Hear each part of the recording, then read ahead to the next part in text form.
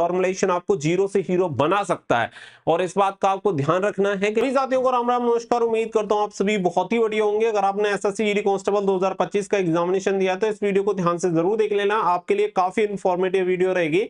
और वीडियो पसंद आए वीडियो को लाइक शेयर करके चैनल को सब्सक्राइब कर लें और बेल आइकन पे प्रेस कर लें, ताकि फ्यूचर में आने वाली हर एक अपडेट का नोटिफिकेशन आपको सबसे पहले मिलता रहे। तो यहाँ पे आप सभी को बता दें कि देखो, आंसर की जानकारी हो जाने के बाद कैंडिडेट ने अपने जो रो मार्क्स है वो यहाँ पे चेक कर लिए हैं।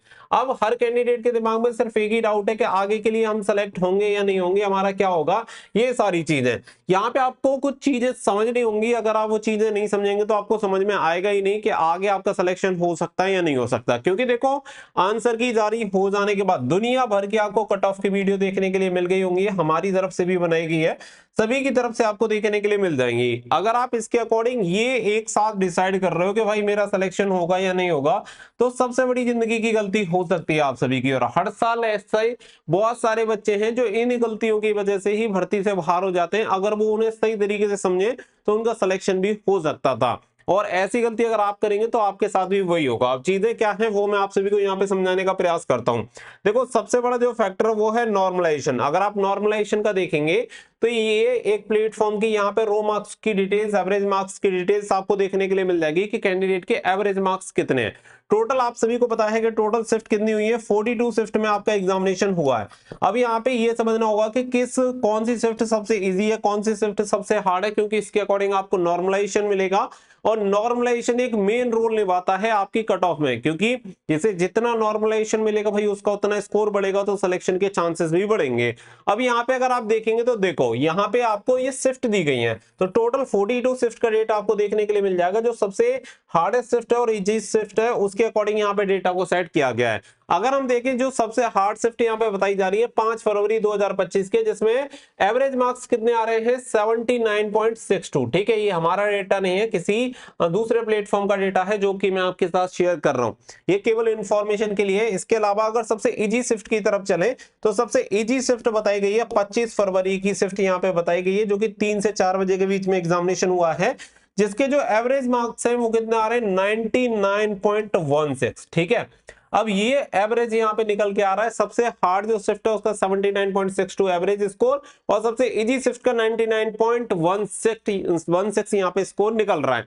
इसके अलावा अगर हम और प्लेटफॉर्म की तरफ चलें तो वहां पे जो सबसे हार्ड शिफ्ट का एवरेज निकलता है वो निकलता है 98, और सबसे इजी शिफ्ट का निकलता है लगभग 117। अगर यहाँ पे देखेंगे तो यहाँ पे जो सबसे इजी शिफ्ट है उसका ही 99 है, और यहाँ पे सबसे हार्डेस्ट शिफ्ट का 98 है। तो आप समझो कि डिफरेंस कितना ज्यादा यहाँ पे आपको देखने के लिए मिल रहा है, कि बहुत ज्यादा वेरिएशन यहाँ पे आपको देखने के लिए मिल रहा है। भाई यहाँ पे जो बोल रहे हैं कि सबसे इजी शिफ्ट है और यहाँ पे बोल रहे हैं कि हम सबसे हार्ड शिफ्ट है, तो ये कैसे हो रहा है? जब एवरेज सभी कैंडिडेट का निकाला जा रहा है और सभी कैंडिडेट जेन्युइन है, तो एवरेज भी सभी का सेम आना चाहिए। यहाँ पे इनका एवरेज जो हार्डेस्ट शिफ्ट का वो 79 है और यहाँ पे 98 है। भाई 79 से अगर 117 तक लेके जाते हैं तो फिर तो हमें यहाँ पे आप ये देखो कि कितना ज्यादा आपको वो देखने के लिए मिलेगा कि नॉर्मलाइजेशन यहाँ पे मिलेगा। फिर तो बहुत ज्यादा नॉर्मलाइजेशन हो गया इसके हिसाब से, तो लगभग 38 नंबर आप सभी के यहाँ पे प्लस हो जाएंगे। तो क्या ऐसा होना पॉसिबल है? बिल्कुल पॉसिबल नहीं है, क्योंकि जो नॉर्मलाइजेशन मिलेगा वो आपको लगभग 16 17 नंबर 18 नंबर तक आपको नॉर्मलाइजेशन मिलने की संभावना है,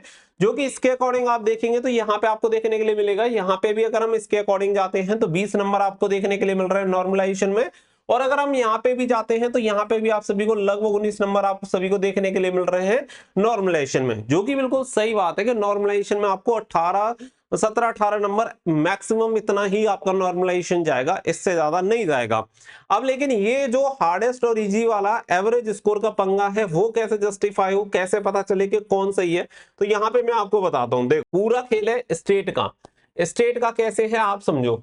अभी आप समझो कि यहाँ पे दो अलग अलग लोग हैं जो कि डेटा फिल करवा रहे हैं। ठीक है, यहाँ पे मान के चलते हैं एक ए नाम का प्लेटफॉर्म है, एक बी नाम का प्लेटफॉर्म है, जो कि यहाँ पे डेटा कैंडिडेट से ले रहा है। अब बात क्या है कि इन ए नाम का जो प्लेटफॉर्म है, ये जो डेटा ले रहा है, इसके पास जो ऑडियंस है वो कहाँ की है? वो है यूपी की, राजस्थान की, हरियाणा की, बिहार की। एक जो बी नाम का प्लेटफॉर्म है वो डेटा ले रहा है, इसके पास कहाँ की है? नॉर्थ ईस्ट की, आसाम, मान लो आसाम आपका हो गया, इसके अलावा वेस्ट बंगाल आप सभी का हो गया। ठीक है, ऐसे स्टेट की जहां की कट ऑफ कम जाती है। अब आप ये समझो कि इसका और इसमें वेरिएशन आपको दिखेगा या नहीं दिखेगा। यहाँ का जो एवरेज स्कोर होगा वो निश्चित तौर पे कम होगा और यहाँ का जो एवरेज स्कोर होगा वो आपका ज्यादा होगा। तो ये डिपेंड करेगा कि जो डेटा है वो कौन से कैंडिडेट का डेटा आ रहा है, इसी पर डिपेंड करेगा। आप समझो कि 30 लाख कैंडिडेट एग्जाम दे रहे हैं और 30 लाख में से अगर हम 2 लाख का डेटा ले लें तो क्या वो 100% एक्यूरेट हो सकता है? नहीं हो सकता। केवल चीजों को प्रिडिक्ट करने के लिए तो हो सकता है, लेकिन एग्जैक्ट डेटा और एक्यूरेट डेटा नहीं हो सकता है।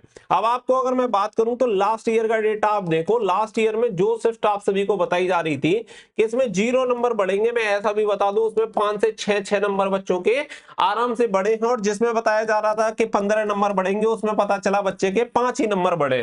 तो ये कैसे हुआ? ये ऐसे ही हुआ क्योंकि एग्जैक्ट डेटा तो हो ही नहीं सकता। अब जो डेटा था उसके बेसिस पे आपको कट ऑफ बताई गई। अब ऐसे कैंडिडेट ने उसे सीरियस ले लिया कि यहाँ पे किसी को बताया गया कि भाई तुम्हारे जो नंबर हैं वो हैं 75, कट ऑफ जाएगी 76 मान लो, यहाँ बोल दिया 80 जाएगी कट ऑफ, और उसे बोल दिया तुम्हें तो नॉर्मलाइजेशन में एक भी नंबर मिलेगा नहीं। बाद में पता चला उसके 6 नंबर बढ़ गए और टोटल मिलाकर उसके 81-82 मार्क्स हो गए। उसने अपनी रनिंग ही नहीं की, सीधा वो पीईटी में डिस्क्वालीफाई हो गया। किसकी वजह से?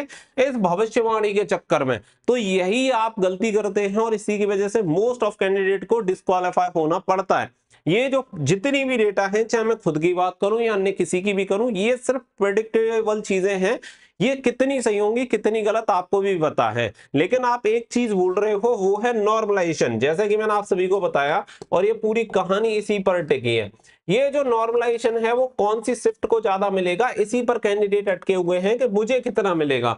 ये चीज आपको कोई बता नहीं पाएगा। दूसरा ये, जिसका कम बता रहे हैं हो सकता है उसका ज्यादा हो जाए और जिसका ज्यादा बता रहे हैं उसका कम हो जाए। तो आपके जो रो मार्क्स हैं, आप रो मार्क्स को देखेंगे तो वो आपके लिए ज्यादा अच्छा होगा। अगर आप नॉर्मलाइजेशन वाले मार्क्स पे अभी से जाना स्टार्ट कर देंगे तो फिर वो आपके लिए दिक्कत करेगा। तो आप सिंपल ये समझो कि अभी आपके जो रो मार्क्स हैं उसके अकॉर्डिंग अगर आप कट ऑफ के क्राइटेरिया में आते हैं तो आपको निश्चित तौर पर रनिंग की तैयारी करनी चाहिए। बाकी का नॉर्मलाइजेशन के बाद कितना स्कोर जा रहा है उस पर आपको नहीं जाना है। इसके लिए लास्ट वीडियो मैंने आप सभी के लिए बनाई थी, उस लास्ट वीडियो में मैंने आप सभी को बोला था कि हार्डेस्ट शिफ्ट यानी कि जहां की कट ऑफ ज्यादा जाती है उसके अकॉर्डिंग अगर इतने नंबर आ रहे हैं तो आपको तैयारी करनी चाहिए। उस वाली वीडियो को आप देख लेना। तो नॉर्मलाइजेशन एक ऐसा रोल निभाएगा जिसमें अभी जिस बच्चे के लो मार्क्स आ रहे हैं उस बच्चे के हाई मार्क्स होंगे और हाई वाले के लो मार्क्स हो जाएंगे।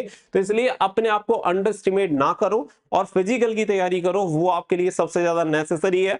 आप कितने भी लोगों का डेटा देख लेना, सभी डेटा को मिलाओगे तो सभी डेटा आपस में बिल्कुल भी मैच नहीं होते। किसी का एवरेज स्कोर बहुत कम देखने के लिए मिलेगा, किसी का एवरेज स्कोर ज्यादा देखने के लिए मिलेगा, लेकिन एक चीज आपको कॉमन मिलेगी, वो मिलेगी नॉर्मलाइजेशन। यानी कि लगभग आपको 18-19 के समथिंग ही आपको नॉर्मलाइजेशन नंबर देखने के लिए मिलेंगे, चाहे आप यहां पे देख लो या फिर आप यहां पे देख लो या इसके अलावा अन्य किसी का भी देख लो, आपको यही चीज एक कॉमन देखने के लिए मिलेगी, नॉर्मलाइजेशन के मार्क्स। इसके अलावा कुछ भी आपको देखने के लिए कॉमन नहीं मिलता। तो उम्मीद है कि आपको ये पॉइंट समझ में आ गया होगा। नॉर्मलाइजेशन आपको जीरो से हीरो बना सकता है और इस बात का आपको ध्यान रखना है कि नॉर्मलाइजेशन मेहरबान अगर आप पे हो गया तो सिलेक्शन आपका कोई रोक नहीं सकता है। इसलिए आपको डिमोटिवेट नहीं होना है और तैयारी करनी है अच्छी तरीके से ताकि इस बार आपका सिलेक्शन हो पाए। उम्मीद है जानकारी आपको समझ में आ गई होगी। मिलेंगे नेक्स्ट वीडियो में, फिलहाल के लिए बस इतना ही। Thank you for watching.